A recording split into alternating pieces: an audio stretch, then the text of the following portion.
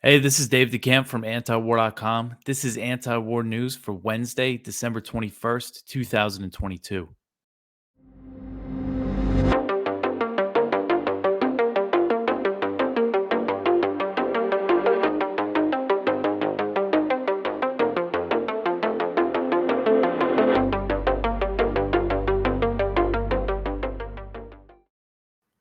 All right, the first story at the top of antiwar.com today. Congress adds $45 billion in new Ukraine aid to this massive spending bill that they unveiled on Tuesday. So Congress released this $1.7 trillion omnibus funding bill, and it includes $45 billion in new Ukraine aid. And this is going to bring total U.S. spending on the war, what we know publicly at least, to about $112 billion. I mean, just an incredible amount of money that they're spending on this war. And this 45 billion, as I thought was going to happen, it's more than what the White House asked for. The White House requested that Congress would approve 37.7 billion in Ukraine aid, and they go ahead and add 7.3 billion. This is a pattern not just with the Ukraine aid now, but also with the military spending bills. Congress is just all about spending money on war. So according to a summary of the new Ukraine aid, the $45 billion includes $9 billion for the Ukraine Security Assistance Initiative. And this allows the U.S. to purchase weapons for Ukraine. And it also funds other type of support, including training and intelligence sharing. So the aid also includes $11.8 billion to replenish U.S. military stockpiles that have been sent to Ukraine. U.S. European Command is going to get a nice chunk of this. They're going to get $6.98 billion for mission support, intelligence support, pay, equipment, and related activities. So that's mission and intelligence support for Ukraine. And we know that the U.S. is set to open a new command in Europe that's going to be based in Germany. And the point of that command is to oversee the training and arming of Ukrainian forces. That's what it's going to be dedicated to do. Just again, it shows how the U.S. is really planning to support this war for years and years. So other types of aid included in this $45 billion package include $13.37 billion for economic assistance and direct budgetary support. That's that type of aid where they just hand billions of dollars to the Ukrainian government. And they're expecting a lot of that in 2023 to cover their budget deficit. And it also includes about $2.5 billion in humanitarian aid. And they included a little bit for oversight. They said there's $6 million for the Pentagon's Inspector General, and it requires an Inspector General report on the new funds. So this is just a ton of money, and they packed it into this huge omnibus bill that's over 4,000 pages. So this is how they're just trying to slip it into this. And of course, the Democrats don't care, and most Republicans don't. There's some Republican opposition to arming Ukraine, but not too much, unfortunately. So this 1.7 trillion, this also includes the $858 billion for the National Defense Authorization Act, the 2023 NDAA. That's been passed through the House and the Senate. It needs to be signed by Biden.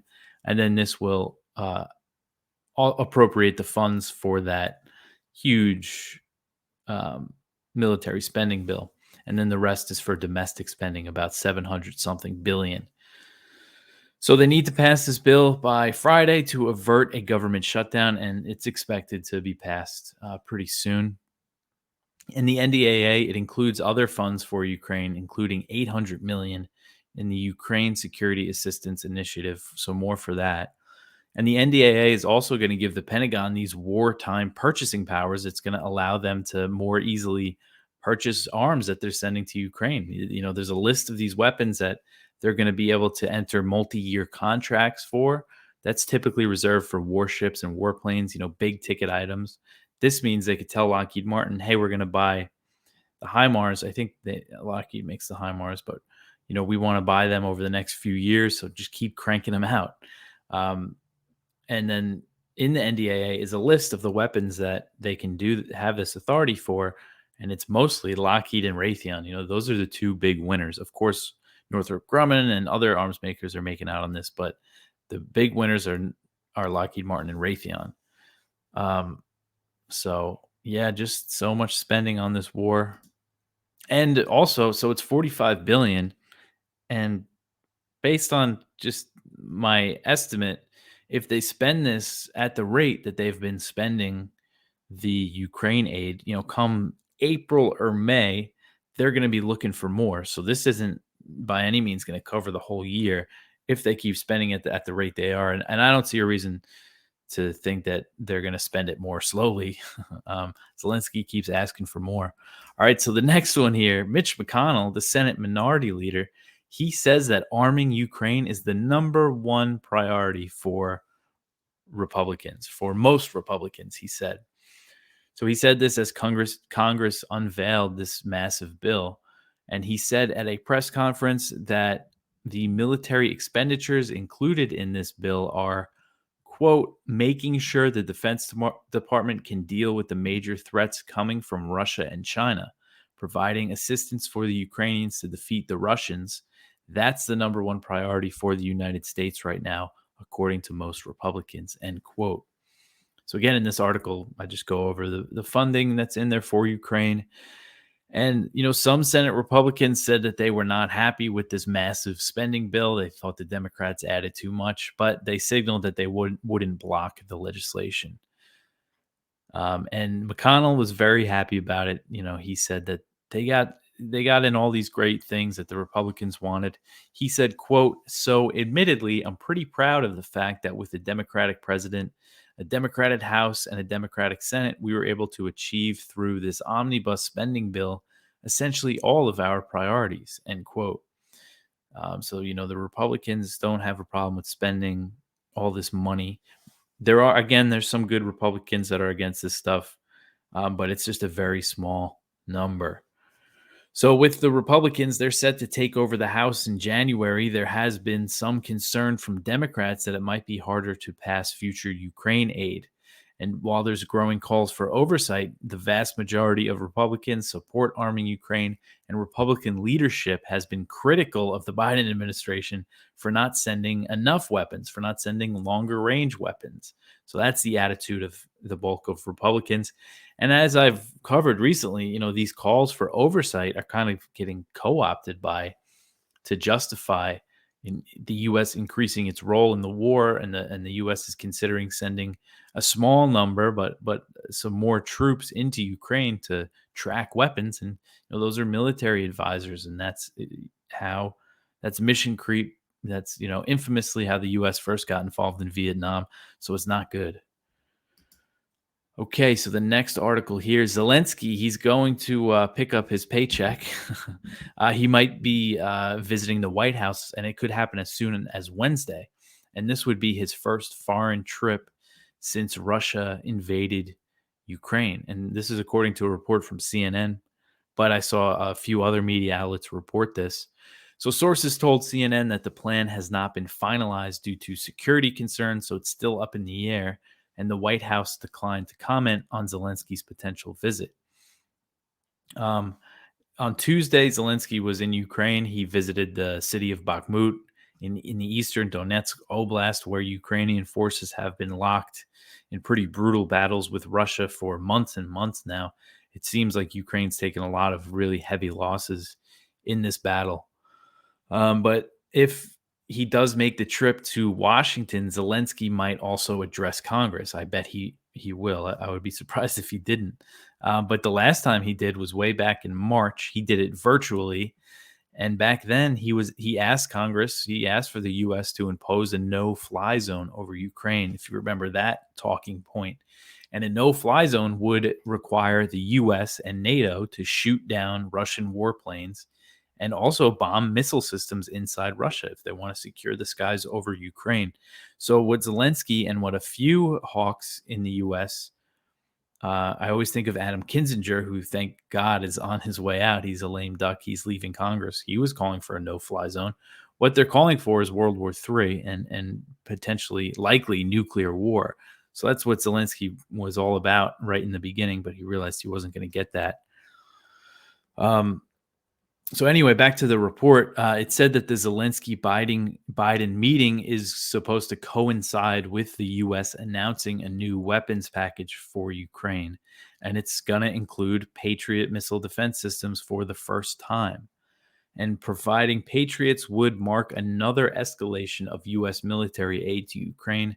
And Russia has repeatedly warned against the move, saying that these systems would be legitimate targets. So Patriots are very advanced air defense systems, and they are sought out by many U.S. allies. There's usually a long line of countries trying to buy them. And it would take about 6 months to train Ukrainians to use these missiles, and the training is expected to take place in Germany. So again, it's another example of long-term planning. There's always a possibility, if the U.S. really wanted to escalate things, that they would just send in, a Patriot battery that's operated by U.S. troops. But I haven't seen any indication yet that that's the plan. But these things are always possible as they continue to escalate. Maybe one day they will take that step. All right, so the next article here, getting away from the Ukraine stuff, President Biden says that the Iran deal is dead. So he said this in a video that surfaced online on Tuesday, but it was taken back in early November. He made the comments on November 4th. It was on the sidelines of an election rally in California. It was, before the midterms, he was out there rallying for Democrats. And he was asked by a woman if he could announce that the nuclear deal, known as the JCPOA, is dead. And he said, it is dead, but we can't announce it. So, it's a short clip, but I think, Biden administration officials have made clear recently that reviving the JCPOA was not a priority for them. But the president's comments, this is really the surest sign that the deal is dead and that it's not going to be revived. And then in response to this report, White House National Security Council spokesman told Axios that the JCPOA is not the administration's focus right now and that it's not on the agenda.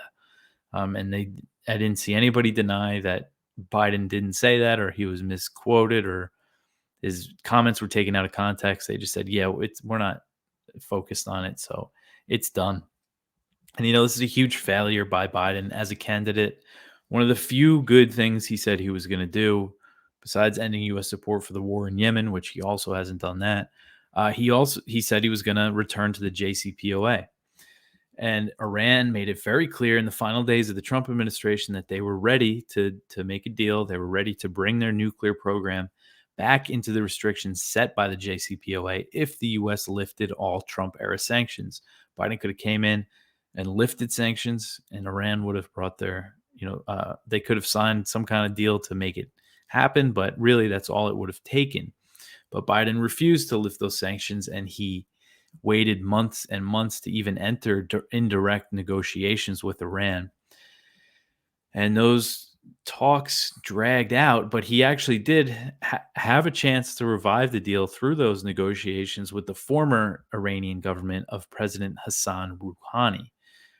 But Responsible Statecraft revealed in a pretty major report last year that Biden rejected. So Iran wanted a guarantee that the U.S. wouldn't pull out of the JCPOA again, like they did under Trump, and reimpose sanctions. Biden says he couldn't do that because it's not a treaty, so they can't guarantee that a future administration won't withdraw. So according to this report, and this also wasn't denied by the administration, Iran sought, all they asked for was a guarantee that Biden would stay in the JCPOA only during his term in office. But he refused. He didn't even make that promise. So the talks failed. And then Raisi, the new president, came in, who's considered a hardliner. And he was also favored reviving the deal, but he wasn't going to be as patient as Rouhani. They had talks, they dragged out, and they failed. So that's where we are. And since the talks have really stalled since September, the Biden administration has increased sanctions, continuing, the so-called maximum pressure campaign of the Trump administration. And these sanctions have had a bad impact on civilians in Iran, as they always do. And there's a recent report from a UN special rapporteur that detailed how sanctions were causing medical shortages and food insecurity, despite having exemptions for, medicine and food. This is what always happens with sanctions.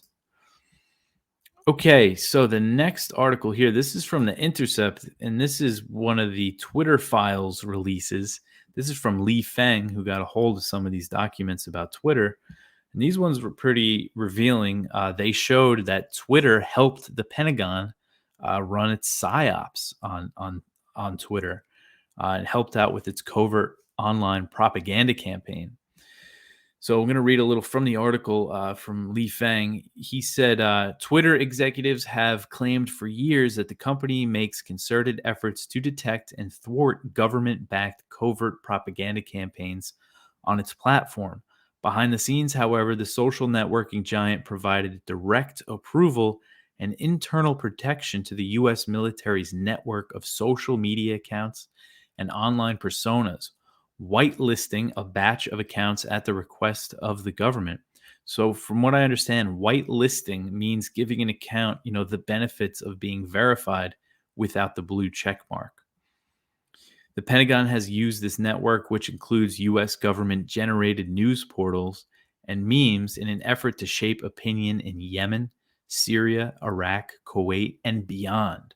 So a lot of these accounts were in Arabic, targeting people inside these countries. The accounts in question started out openly affiliated with the U.S. government, but then the Pentagon appeared to shift tactics and began concealing its affiliation with some of these accounts, a move toward the type of intentional platform manipulation that Twitter has publicly opposed.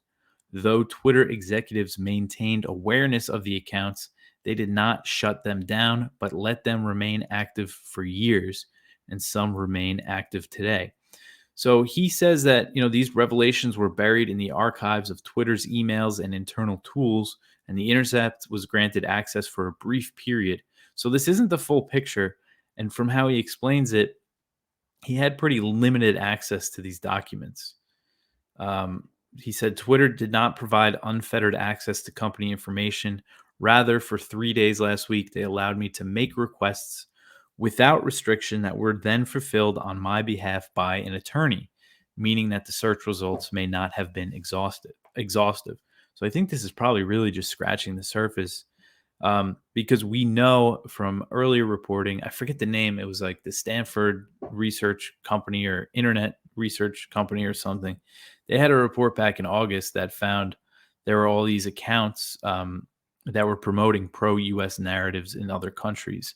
And they couldn't confirm that they were controlled by the U.S. military, but it seemed pretty likely. And then the Washington Post reported about a month later that, U.S. Central Command, CENTCOM, which oversees U.S. military operations in the Middle East, were running these accounts. So we kind of knew that was already happening. But this reveals that Twitter was totally in on it. And that those reports were also about accounts on Facebook. But he shows some documents, emails from 2017. And an official working at CENTCOM emailed a Twitter representative with a request to approve the verification of one account and a whitelist, and to whitelist a list of Arab language accounts that they say they use to amplify certain messages. They were going along with this Twitter, and this Special Operations Command was also involved in this. So there was a few things I believe that they removed because they were flagged by Twitter, but then I think they restored some things. So anyway, but go check this out. There's a lot of information here. One account that he mentions that has been deleted, but that was controlled by CENTCOM, emphasized that U.S. drone strikes were accurate and killed terrorists, not civilians. And it also promoted the U.S. and Saudi-backed assault on Yemen. So really, they're not just helping out with PSYOPs, they were helping the U.S. military justify some of the most brutal things that it does. I mean, the war in Yemen's killed hundreds of thousands of civilians in the most brutal way, starving them to death. And we know that U.S. drone strikes often kill civilians. So this is just really exposes something. And I bet, that there's also more to this, but I'm going to I might write something about this later in the week, tying together some other things we know about Pentagon Psyops, see what we could piece together.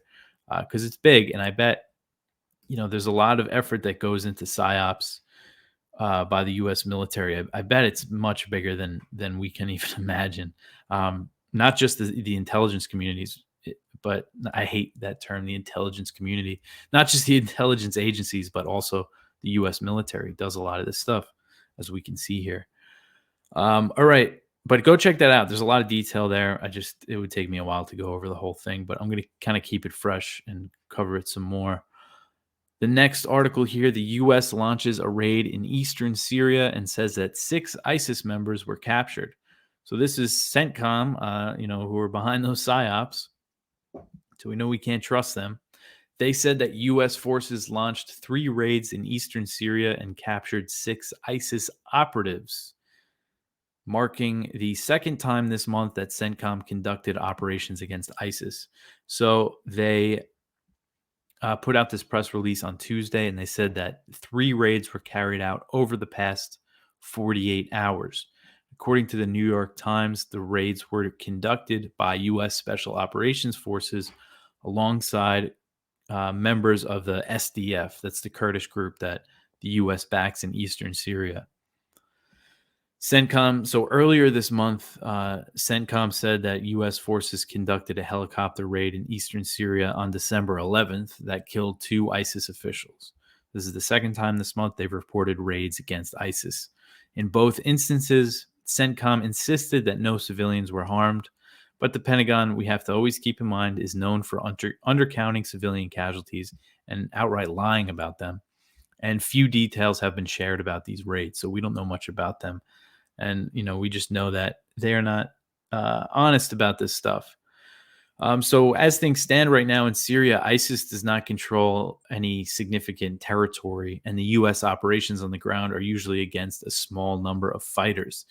The U.S. maintains that its occupation of eastern Syria is necessary to fight ISIS, but their presence there, as I always say, is about the economic campaign against Damascus, which involves crippling economic sanctions, keeping the oil out of their hands, and all that stuff. And tensions have been high in northeast Syria between Turkey and the SDF, that's the U.S.-backed group, since Ankara launched a series of airstrikes against the SDF over their alleged role in a bombing in Istanbul. Unhappy with the U.S. effort to stop a Turkish incursion, the SDF is looking to make a deal with Damascus.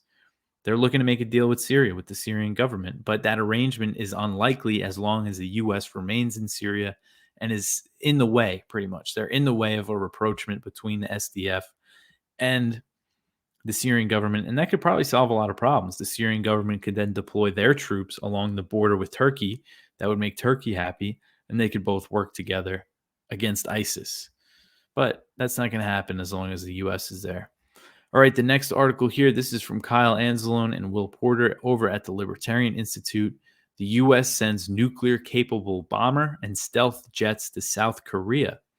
So some of America's most advanced military aircraft conducted drills in South Korea on Tuesday as a show of force against North Korea. Pyongyang recently announced that it had made advancements toward deploying a surveillance satellite. So U.S. B-52s and F-22s took part in a new round of war games in the skies over the Korean Peninsula, joined by South Korean F-35s and F-16s. The B-52 is capable of carrying nuclear weapons and has long served as one of Washington's primary strategic bombers. The joint military exercises came soon after North Korea carried out a test of a newly developed spy satellite, which is among a range of military tech that Pyongyang has vowed to produce to better counter the United States. So throughout 2022, Washington, Seoul, and Pyongyang have engaged in a series of escalatory actions. North Korea has conducted a record number of missile tests, including multiple ICBM tests, and fired projectiles over Japanese territory. U.S. officials have repeatedly threatened to use nuclear weapons against North Korea, and they've increased the deployment of assets to the Korean Peninsula. So this is the kind of the same old story when it comes to our coverage about North Korea, is that it's North Korea weapons test, U.S. South Korea war game provocation. That's the cycle that we're in. Doesn't show any sign of letting up. All right, so the last story in the news section: Turkey says that Sweden blocking the extradition of a journalist is very negative. So this is the NATO deal. Turkey wants Sweden to extradite people that they want as a condition for Sweden to join NATO, and Finland as well. But I believe most of the extraditions that they want are from Sweden. So they want the one person that Erdogan said by name. He said that there's dozens of people they want to extradite from Sweden, but the one guy that he mentioned by name is a journalist, and I'm probably going to say his name wrong, Bülent Kenez or Keynes, and he's accused of being involved in a coup against Erdogan in 2016. He denies it, says the allegations are fabricated. He went to Sweden for asylum. So Turkey wanted to extradite him. Sweden's Supreme Court ruled this week, no, we can't extradite him for a few reasons. And Turkey's not happy about it. Turkey's foreign minister said it's a very negative development, considering when it comes to their NATO bid. So we'll see. I mean, hopefully, Sweden doesn't just extradite whoever Turkey wants and Turkey never approves their membership. That would be nice. And Finland is also, they're tied together, their membership. So if Sweden doesn't play ball, Finland's probably not going to be able to join either. I mean, if Turkey does, deny it, I don't know. I think really what's going to happen is Erdogan's going to try to get as much out of these two countries as he can until, the U.S. and NATO really start to get fed up. And he's probably going to try to get some things out of the U.S., some F-16s, maybe a little lifting of sanctions. I think he's eventually going to approve it, but just even the fact that he's stalling it this long is driving them crazy in NATO and in the U.S. But he's eventually, I think, just going to lift the objection. I think that elections are coming up in 2023 in Turkey, so this could be a big factor in what Erdogan is trying to do. That's it for the news. I thought this week would be pretty slow, but there was a lot today. But you could go check out our viewpoints. We have a lot of great ones as always. One from Colonel Douglas McGregor over at the American Conservative about how Washington is prolonging Ukraine's suffering. So go check that out. One from Stephen M. Walt over at, is it Foreign Policy? Foreign Policy. The United States couldn't stop being stupid if it wanted to. And this is really about the foreign policy and just how foolish it is. We also have one from Dan McKnight. This is really good over at the Libertarian Institute about just an update on the stuff with the Yemen resolution. And what he says here is that, so Dan McKnight, he runs, I believe it's Bring Our Troops Home, and they're behind this really important legislation called the Defend the Guard Act. And it's state legislation, and the idea of it is that if a state passes it, then the National Guard from that state can't be used to be deployed to a war that Congress hasn't authorized. And his argument here is, focus on the local level with this Defend the Guard Act, then they can't, deploy troops to these illegal wars. So I think that's really important what they're doing with that. So go check that out. And the spotlight is from Ted Snyder over at Responsible Statecraft about Russia and China's increasing military relationship. But that's it for today. Support the show, antiwar.com/donate. Like and subscribe on YouTube. Share the show. Tell your friends. All that good stuff. Again, I thought this week was going to be a bit slow, but it seems like there's a lot going on, especially now with Zelensky. He might be visiting Washington, so we'll have plenty of news for you this week. But that's it. I'll talk to you tomorrow. Thanks for listening.